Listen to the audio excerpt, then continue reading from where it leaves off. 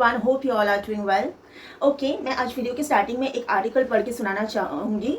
सब लोग ध्यान से सुनिए, बहुत अच्छा लिखा है इन्होंने। डॉक्टर विजय सिंह जी इनका नाम है। इन्होंने लिखा है, एक बार मेरी काम वाली ने मुझसे कहा कि दीदी मुझे क्या फ़र्क पड़ता है मैं इस पति के साथ रहूँ या अकेली, क्योंकि इसके साथ भी मुझे कमा कर खाना है और अकेले भी, उल्टा इसकी मार और खाती हूँ। इसलिए कामवाली पति छोड़ने में एक मिनट नहीं सोचती, ना दिमाग लगाती।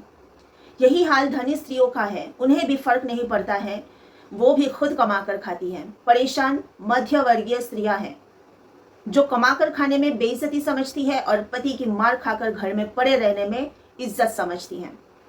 मूर्ख स्त्रियों, बेवकूफ़ी से बाहर आए, खुद पर विश्वास रखिए और कमाने में विश्वास रखिए। आज़ादी की सांस लीजिए। बड़े बंगले, कोठी, कार, तिजोरी का, बैंक का पैसा सब कुछ पति का है, आपका कुछ नहीं है वहाँ। यदि पति आपका नहीं है तो वहाँ रखा कुछ भी आपका नहीं है। नहीं वो आपको कोई सुकून देता है सिवाय अवसाद के। बेहतर है खुद कमाकर खाना, जो आत्मिक सुख देता है और सम्मान भी। यही बात मैं अब सबको, जो भी फीमेल्स आप लोग मेरे साथ जुड़े हुए हो, सबको शुरू से समझाना चाहती हूँ। जब आप खुद मेहनत करके कमा के लाओगे और जब अपना इनकम आपके हाथ में आएगा ना, जो सुकून और जो इज्जत आप फील करोगे, वो इज्जत किसी भी दूसरों के टुकड़ों में खुद को पालने में वो इज्जत नहीं है, वो सुकून, वो शांति भी नहीं है। आप कुछ भी काम करो जिसमें आपका हुनर हो, आप अपना जो पोटेंशियल हो उसको समझो, आप किस में जा सकते हो, कौन से फील्ड में आप कर सकते हो। कोई भी काम करो, आप बिजनेस करो, कुछ भी करो, लेकिन खुद इनकम करो। क्योंकि जो इंसान इनकम नहीं करता है, आप जिसके कमाई पे खुद को पाल रहे हो ना, वही आपकी बेइज्जती करेगा। बेइज्जत होके क्यों जीना? रोज मौत का सामना होना होता है इस तरह की जिंदगी, मतलब कोई मतलब नहीं है। इसके लिए मैं कल की वीडियो में भी बोली हूँ, जब औरतें खुद अपने पैरों पे खड़ी होने के लिए बड़ी होगी ना, मतलब जब से पैदा होती है, पढ़ती है, लिखती है और उसके बाद अपना करियर को चुनेगी वो फर्स्ट, उस दिन समाज के सिस्टम में बहुत बदलाव आएगा। अब बदलाव आने के बाद पे मैं 2-3 दिन से कंटिन्यू बात कर रही हूँ, तो आज भी मैं कुछ कमेंट्स का रिप्लाई करना चाहूँगी, क्योंकि बहुत गहरी बातें हैं और इम्पॉर्टेंट है, बात करना इस पर इम्पॉर्टेंट है। कल मुझे प्रणव माथुर जी ने बोला है कि जो शादियाँ अच्छी चलती हैं, उन शादियों में से एक आपके पेरेंट्स की भी होगी, मेरे माँ बाप की। मेरे माँ बाप की शादी अच्छी बुरी जैसे भी हो चली है। मेरे पापा के आखिरी टाइम पे जिस तरह मेरी माँ ने मेरे पापा की सेवा की है, वो मतलब एक होता है ना कि जीवन साथी साथ में होना कितना ज़रूरी है आखिरी टाइम पे, वो पता हो, मतलब इंसान कोई देखेगा ना तब उसको पता होगा कि एक जीवन साथी का साथ में होना कितना इम्पोर्टेंट है। जो लोग ये मम्मी मम्मी पापा पापा करते हैं और बीवी को तकलीफ देते हैं ना, उनको पता नहीं है कि आखिरी टाइम पे उनके माँ बाप साथ नहीं होंगे, वही बीवी साथ होगी जिसको दिन रात कोसते हो, गाली देते हो और बेइज्जत करते हो। मेरी मम्मी ने, मतलब क्या बोलूं, उनकी गंदगी साफ करना से लेके हर एक चीज़ आखिरी दम तक मेरी मम्मी ने किया था। लेकिन मेरी मम्मी खुद बोलती हैं कि अगले जन्म में शादी नहीं करूंगी। ये कोई औरत कब बोलती हैं, समझ सकते हो? बहुत सहा मेरी माँ ने, बहुत सहा। मैं तो सही नहीं हूँ, मैं तो निकल आई हूँ वहाँ से, क्योंकि मेरा रास्ता खुला है, मेरा घर है। मैं मुंबई आ जाऊंगी तो मैं खुद के इनकम पे खा सकती हूँ। ऐसा नहीं मेरी माँ इनकम नहीं करती थी, मेरी माँ भी कई बार निकल गई थी। नहीं जब सहन होता था, मेरी माँ भी कई बार मुझे, मेरे भाई को गोद में उठा के निकल के नानी के घर चले जाना, मासियों के घर चले जाना। लेकिन मेरे पापा में एक बात थी कि मम्मी के बिना रह भी नहीं पाते थे, भले कुछ भी हो जाए, फिर लेके आते थे, फिर ठीक होता था, फिर चालू होता था, जो भी इसी तरह उनकी ज़िंदगी गुजरी है। मेरी माँ कहती है अगले जन्म में दोबारा शादी नहीं करूँगी। तो मैं हंसते हुए, मज़ा लेते हुए कहती है, क्या मम्मी, इस जन्म में क्या हुआ तुम्हें अगले जन्म में कैसे पता चलेगा, थोड़ी याद रहता है। ये भी मैं कभी कभी मज़ा लेते हुए मम्मी के साथ मस्ती में बोलती हूँ। तो बोलती है कुछ भी हो जाए, नहीं फिर से दोबारा शादी नहीं। ये तो हुई मम्मी की बात। मेरी नानी, मम्मी लोग जब छोटे थे, मम्मी मासी लोग जब छोटे थे, तब मेरी नानी कहती थी कि ससुराल ना, ससुराल नहीं, यमराज का घर होता है, नरक होता है, नरक। ये मेरी नानी कहती थी। तो भाई सबका घर अच्छे से चला, नानी का भी अच्छे से चला, मम्मी का भी अच्छे से चला, लेकिन कोई कह नहीं सकता है कि हम ससुराल में राज रानी, एकदम प्रिंसेस वाली फीलिंग हमने वो फील किया है, ये कोई नहीं कह सकता। ससुराल के बारे में हर किसी का यही ओपिनियन है, यही स्टेटमेंट है। चाहे शादी सबकी चली हो, लेकिन पति और ससुराल के बारे में कोई सही स्टेटमेंट नहीं देता है। प्रणव जी ने एक बात कही है, ये दुनिया, ये देश मेल सेंट्रिक है। मेल सेंट्रिक, मेल मतलब letter, mail, email, gmail.com, mail से MAIL, मेल सेंट्रिक नहीं होता है जो आपने लिखा है। इट्स मेल, MALE, मेल यानी पुरुष। और ये मेल सेंट्रिक वर्ड नहीं हो मतलब गलत लिखा आपने, ये होता है पेट्रियार्की, पेट्रियार्कल सोसाइटी, पुरुष शासित समाज। पुरुष ने तो वही किया है शुरू से, रूल करना, है ना, अपने इशारों पे उठो बैठो। औरत को तो पपेट बना के रख दिया शुरू से ही। अब औरत जब अपना इंडिपेंडेंस की बात करती है, सेल्फ डिपेंडेंट होने लगी है, तो पुरुषों को तकलीफ हो रही है ना। पुरुष तो यही चाहता है कि औरत उसके इशारे पे नाचे, जैसे बोले वैसे चले।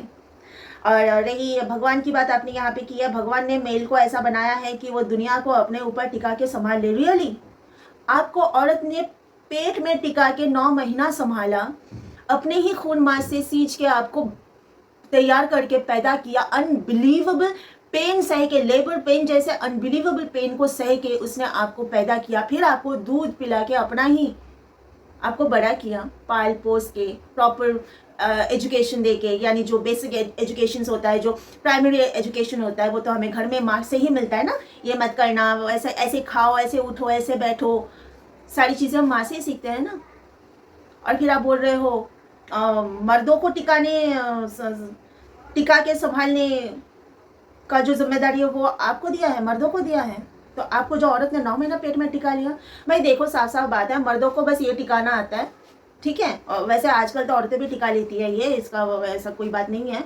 लेकिन अगर आप ये बोल रहे हो कि भगवान ने आपको शक्तिशाली बनाया कि दुनिया को अपने ऊपर टिका ले, ये तो बहुत ही गलत सोच में आप जी रहे हो। ऊपर वाले ने आदमी को, औरत को, हर एक प्राणी में, चाहे कुत्ता देखो, चाहे जंगल में शेर देखो, घोड़ा देखो, बंदर देखो, गाय देखो, भैंस देखो, हर किसी में औरत और मर्द बनाया, मेल फीमेल बनाया।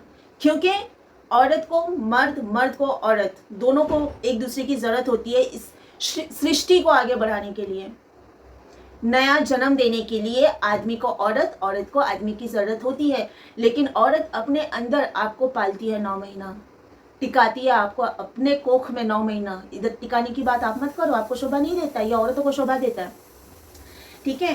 तो ऊपर वाले ने दोनों को एक दूसरे के लिए बनाया, वो भी सृष्टि को आगे बढ़ाने के लिए, वरना आदमी को औरत की ज़रूरत नहीं है, औरत को भी आदमी की ज़रूरत नहीं है। मैं खुद को देके बोलती हूँ, मैं खुद में कंप्लीट हूँ, मुझे आदमी की ज़रूरत नहीं है किसी भी चीज़ के लिए, रोटी कपड़ा मकान किसी के भी लिए। आप देख भी रहे हो, शादी होके 1 साल से ऊपर हो गया, 1.5 साल ऑलमोस्ट हो गया है, बिना आदमी के। शादी के पहले भी मैं मस्त जी रही थी, और शादी के बाद भी मेरी कोई जिम्मेदारी उस बंदे ने ली नहीं है। सिर्फ बेइज्जती करने के लिए वो धरती पे पैदा हुआ है, वही काम वो शुरू से करता आ रहा है। और मैं अपनी लाइफ बिना उसके हैप्पी गो लकी गर्ल हूँ मैं अपनी लाइफ में। तो भगवान ने आदमी औरत को एक दूसरे के लिए बनाया है, इस सृष्टि को आगे बढ़ाने के लिए, बाकी और किसी चीज़ के लिए नहीं। आप अपने आप को सुपेरियर मत समझो, मर्द अपने आप को सुपेरियर मत समझो। अच्छा, और एक बात आपने की है प्रणव जी ने, कि मेरी जो थॉट है, यानी आप मेरे घर में 6 महीना रहो हस्बैंड, और मैं आपके घर में 6 महीना रहूँगी, इसको अगर इम्प्लीमेंट कर दिया जाए तो कोई फैमिली नहीं बचेगी। क्यों भाई? मैं शुरू से वही तो सवाल रख रही हूँ, यानी फैमिली को बचाने के लिए सैक्रिफाइस हम औरतें करें। जब आपको सैक्रिफाइस करने के लिए बोला जाए, वो भी पूरी तरह नहीं, हाफ हम कर रहे तो हाफ आप करो, तो फैमिली नहीं बचेगी। क्यों नहीं बचेगी भाई? उल्टा फैमिली और बचेगी, रिश्ते और बचेंगे। ये जो औरतें ससुराल में मर रही है ना, सास ससुर कभी जहर देके, कभी जला के, कभी ये, कई जाने बचेगी।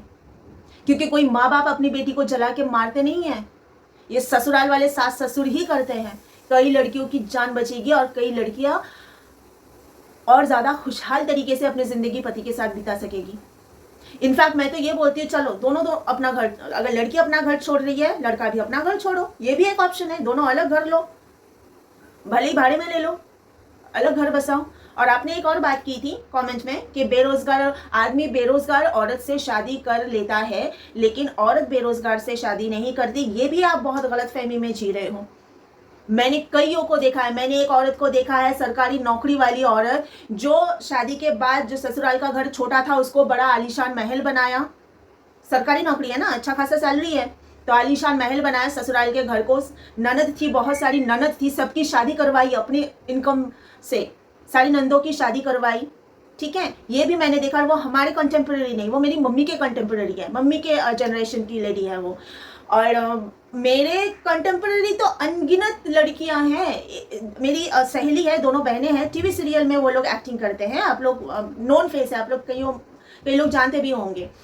उनका घर, वो दोनों बहन पूरा मुंबई का घर से लेके जो उनका नेटिव प्लेस है यानी गांव है, वहाँ का घर तक चलाती है। उनके भाई है, भाई की बीवी है, बच्चे हैं, सबका मतलब क्या बोले, सबकी जिम्मेदारी ये बहनें दोनों उठा रही हैं, ठीक है। भाई है लेकिन पता नहीं उनका इनकम का पता नहीं, जहाँ तक मेरे साथ बात होती है वो लोग बोलते हैं कि सब कुछ हमें संभालना होता है। खुश हैं, मुंबई में भी कार वार लेके दोनों मस्त बहनें जी रही हैं। मम्मी पापा को कभी गांव से बुलाना है तो फ्लाइट से बुलाते हैं, जिंदगी खुशहाल है, जी रही है, कर रही है। हमारे जनरेशन को तो बहुत है, बहुत अनगिनत है। तो आप ऐसे कैसे बोल सकते हो कि बेरोजगार से? मैंने खुद किया है भाई। मेरा हस्बैंड जब मेरी शादी हुई थी उस टाइम पे, अभी का मुझे पता नहीं, कोई खोज है ही नहीं, मैं कोई खबर लेती नहीं हूँ, इंटरेस्टेड भी नहीं हूँ, लेकिन उस टाइम पे कुछ काम नहीं था उसके पास। देखो जब हम दिल से रिश्ता जोड़ते हैं ना, मेरे में ये कॉन्फिडेंस था कि एक जैसे संभावना सेठ ने कहा था, मैंने कुछ दिन पहले की एक वीडियो बनाई थी और उसमें बताया था कि संभावना सेठ को मैंने ये कहते हुए सुना, 1 और 1 11 होता है। हस्बैंड वाइफ जब मिल जाते हैं ना, वो जो शक्ति क्रिएट होती है, मुझ में भी वही बात थी, मैं भी वही सोचती थी कि जब हम दोनों मिल जाएंगे ना, दोनों साथ मिलके कुछ अच्छा करेंगे, बोथ विल थ्राइव टुगेदर, हम दोनों मिलके आगे बढ़ेंगे।